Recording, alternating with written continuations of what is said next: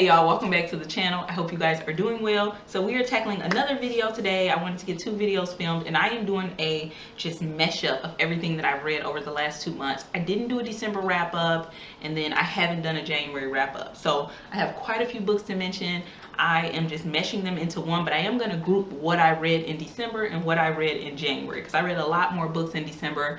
School ended in December for me, and so I just had a lot of reading time, and then school started back in January. So let's just get started. So in December I read 1, 2, 3, 4, 5, 6, 7. Yeah, I read 7 books in December. So let's get going. The first book I read in December was The Little Book of Mindfulness, 10 Minutes a Day to Less Stress, More Peace by Dr.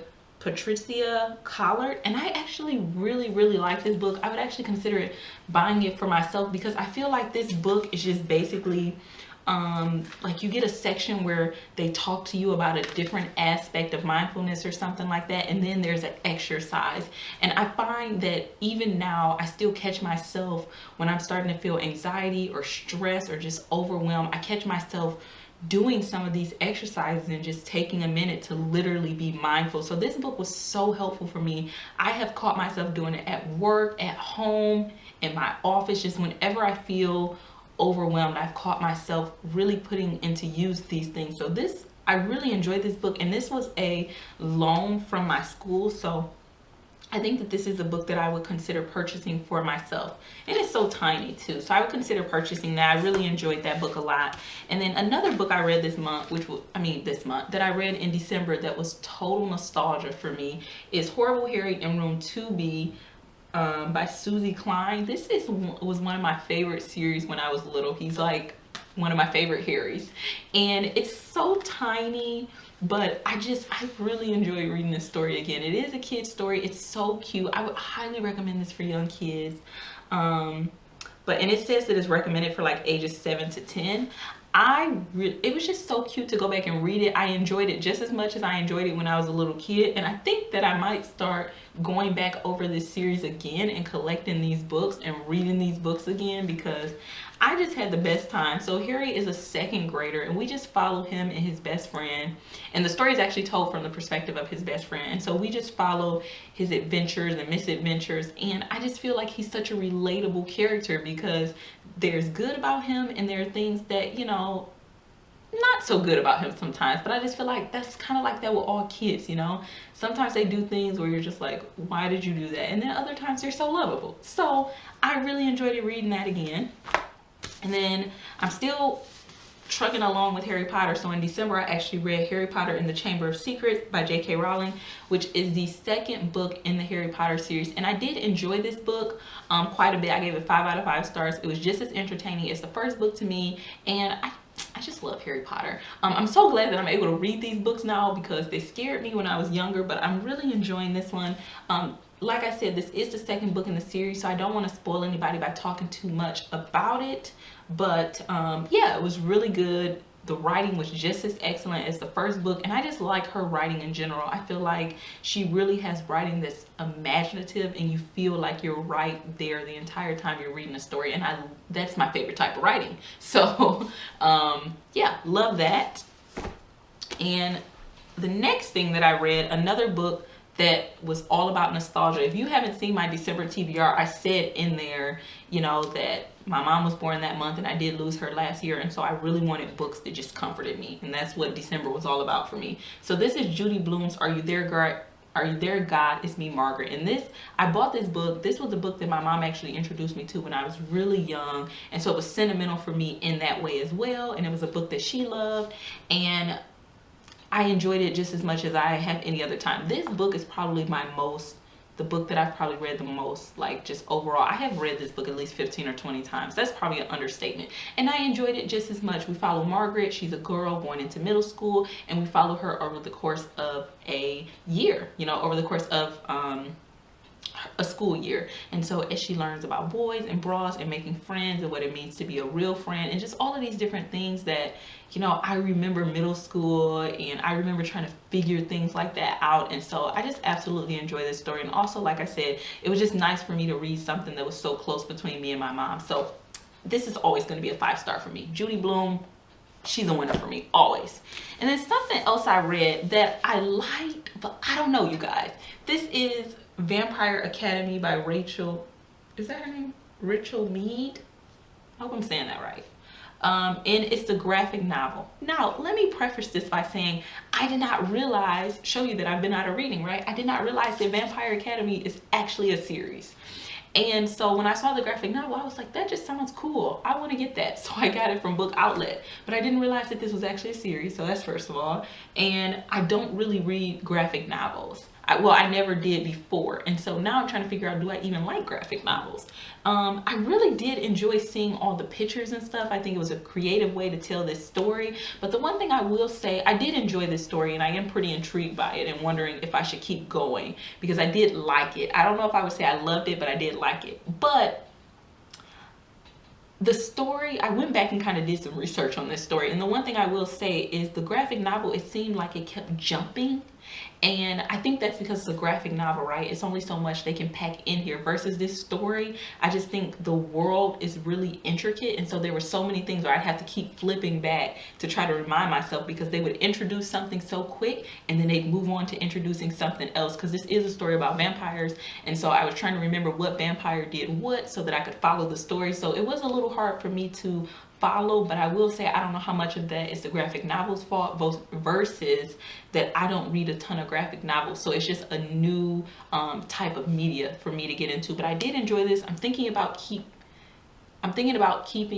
on. I can't talk today. This is what happens when you're hungry. I'm thinking about going on with this, so let me know if you've read Vampire Academy, if you think it's worth it. Should I just pick up the actual book or should I just get the next graphic novel? But yeah, I did like this. I just didn't love it as of right now, but I'm intrigued enough that I want to keep going. And then a book that I don't even know what to give this in terms of rating and stuff. This is Winter Street by Elin Hilderbrand. Like I said, I was just wanting to be comforted, y'all. And I just, you know how sometimes you just get in a mood where you're just like, you know what? I want to read a good, like mushy but lovey family type of book, or like I was really in like a Hallmark mood. That's the best way I can describe it. And so especially since I was like, oh, you know, I won't get to see my family for Christmas, so you know, let me spend time with somebody else's family. And this book, I don't even know how to explain how I feel about it. It's not love at all. I don't even know that I really liked it. I'm very indifferent on this book because it started off so promising. I was like, oh my goodness, this is going to be exactly what I needed. I'm spending time with another family's life. And in some ways it did remind me of a Hallmark story because we're following this guy and all of his grown children and the choices / mistakes they make and how everything comes together for Christmas and just how everything explodes from there. And in that way, it gave me my Hallmark moment. But I don't know, like the daughter in here, I just really didn't like her. I hated her point of view. She was so, I don't even know the word for it. She was an adult, but I feel like she was acting like a teenager. We see so much with her relationship and it just annoyed me so much. Like she was just, I don't know. So I don't even know that I want to keep going with this series. And also when I got this book, I thought it was a standalone. And then I went on Goodreads. I think I was recording it or something on my Goodreads. And I realized that it was like I can't remember if it's a duology or it's an actual series or something like that, but I was like, wait, what? And also the way the book left off, I will say there is one storyline in here that I am very interested in. And so I'm like, is it even worth it for one storyline to keep going? Because I really want to know what happens in that storyline. But all the other storylines just didn't do it for me. Like, I don't know. I could have read something mushier and just got my feel on, but it just, so many problems in this story. So I don't know if I'm going to do a book discussion on this or if I'm going to do a book review or something where I can talk a little bit more in depth, because I don't want to ruin it for anybody who hasn't read it, who's thinking about reading it. But there are just, I feel like my issue is more the way the story progressed, but I think that that's how she meant it to progress. But there were just certain things where I'm just like, that's not realistic. That's not the way it would go, you know? So I don't know. I think it's more issues with the way the characters handle things than the writing, because I think her writing was fine and I didn't have a problem with her writing. I could totally imagine this, but just the way the characters handle things, I was just like, I'm gonna need you guys to stop being dumb. So yeah, I know that didn't give you a clear view, but literally I'm all jumbled up about this book. Punchline. And then The last book that I read in December was Cinderella, A Fashionable Tale by Stephen Guarnaccia. I'm sorry, Stephen, that I butchered that. But this is what it looks like. And this is literally a picture book. Quickest book ever. I told you guys before, here it is right here. Like, some of the pictures in here, right? Just, literally, this is just another retake on Cinderella from a very fashion forward perspective. It was really quick. It was just cute. I have a thing with Cinderella retellings. I just want to read them all. I just want to collect them all. It was cute. I think this would be a cute story to read, like, with a little kid.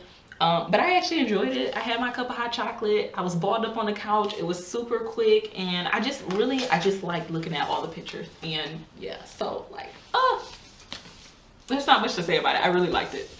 And then, because I feel like I've been talking forever, let me quickly now move into what I read for January. Yes, what I read for January. So the first thing I read, I actually was participating in Diversathon, but I became really ill, so I only read one book and I barely made it with that one.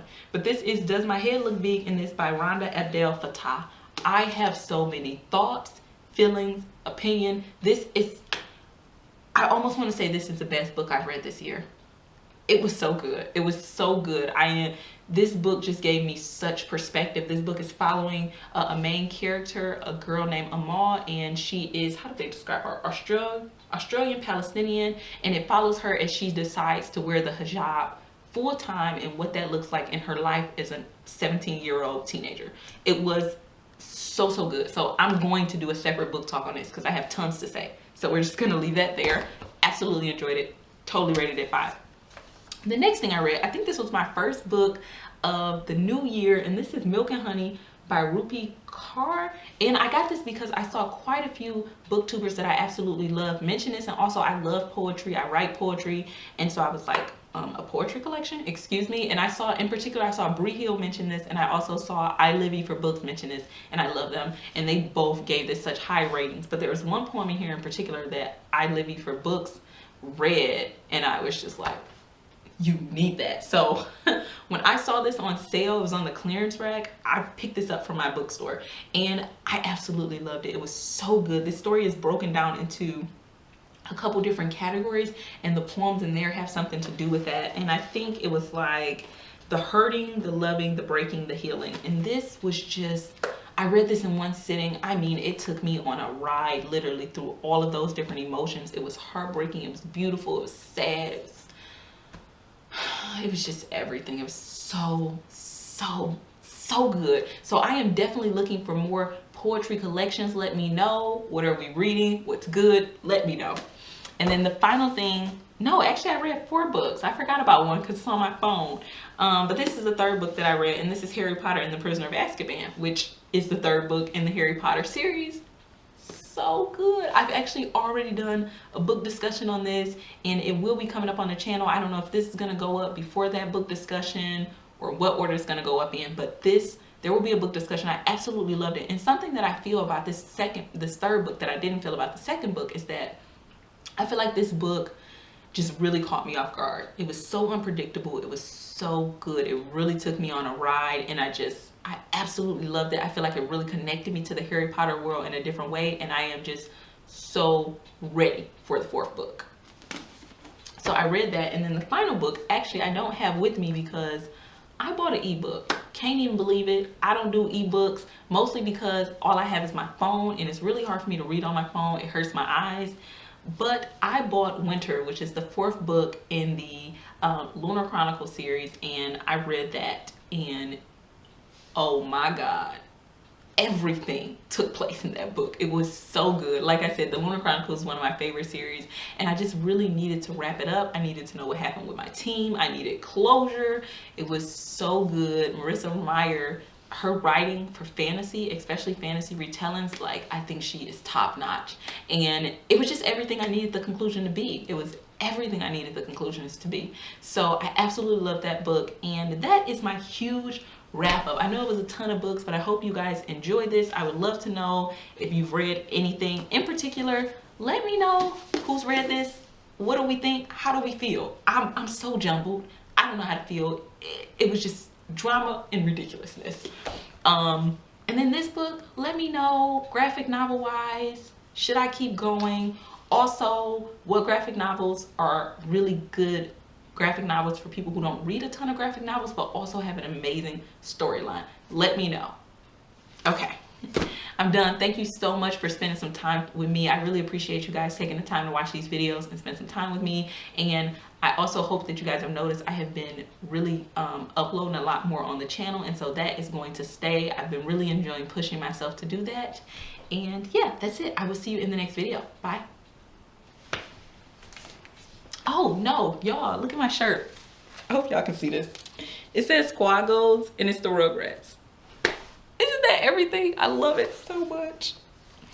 Got it in the young men's t-shirt department at Kohl's. All right, bye.